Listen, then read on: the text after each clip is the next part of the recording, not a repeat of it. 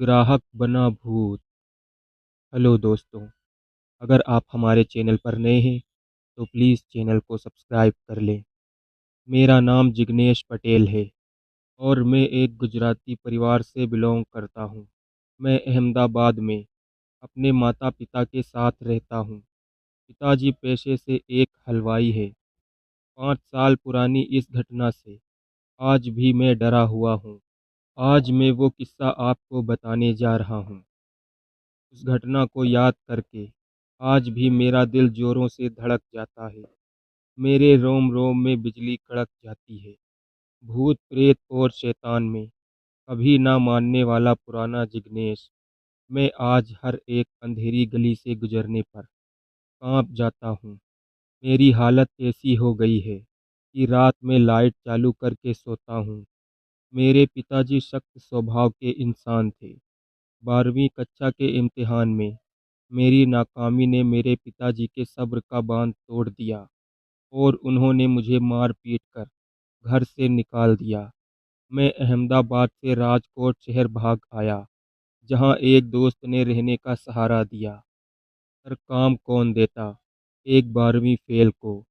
नौकरी न मिली, पर मैंने हिम्मत नहीं हारी और अपने पिता का व्यवसाय हलवाई और नाश्ता बेचने का काम ही अपना लिया। राजकोट में गोंडल रोड पर फुटपाथ पर मैंने पूड़ी सब्जी का ठेला लगाना शुरू किया।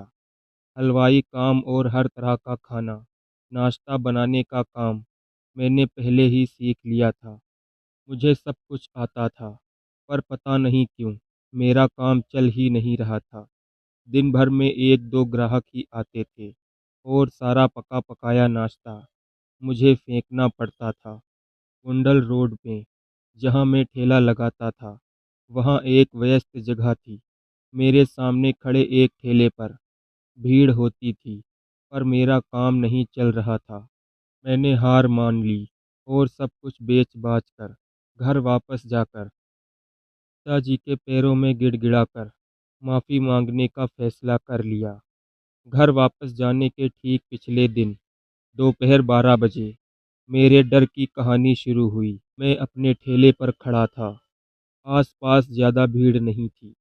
मैं पास की दीवार पर जाकर पेशाब करने लगा।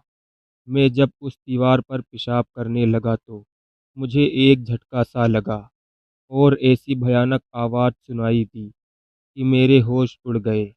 मुझे ऐसा एहसास हुआ कि जैसे किसी प्यासे को पानी पीकर संतुष्ट हुआ हो और वो खुश हुआ हो। थोड़ी देर हुई तो मेरे आसपास लोग जमा होने लगे और मैं ज़मीन पर गिरा पड़ा था और मेरे ठेले पर एक ग्राहक खड़ा था। लोगों ने मुझे उठाया, पानी पिलाया और मैं भी उठकर अपने ठेले पर ग्राहक को समझाने चला गया। वो इंसान कुछ अजीब था। उसने मुझसे कहा कि तुम्हारे एक पतीले में जो जो है वो सब पैक कर दो।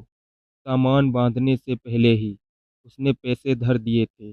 मेरी खुशी का ठिकाना नहीं रहा। वो आदमी मेरे ठेले का पूरा खाना नाश्ता तो लेकर गया, पर पैसे भी ज़्यादा देकर गया और उसने छुट्टे पैसे भी वापस नहीं लिए। मेरी हिम्मत बंध गई। मैंने रुकने का फैसला कर लिया और वो आदमी रोज़ आकर मेरा बना बनाया सारा सामान खरीदने लगा। एक दिन मैं घूमने चला गया और उस दिन ठेला नहीं निकाला। अगले दिन मैं जब ठेला लेकर काम पर पहुंचा तो वो आदमी मेरे सामने आकर खड़ा हुआ और मुझे अपनी लाल लाल खून भरी आंखों से गुस्से में घूरने लगा और मुझसे सिर्फ इतना बोला कि मैंने तुम्हें तुम्हारी तकलीफ में सहारा दिया था और तुमने इसका बदला मुझे कल भूखा रख के चुकाया।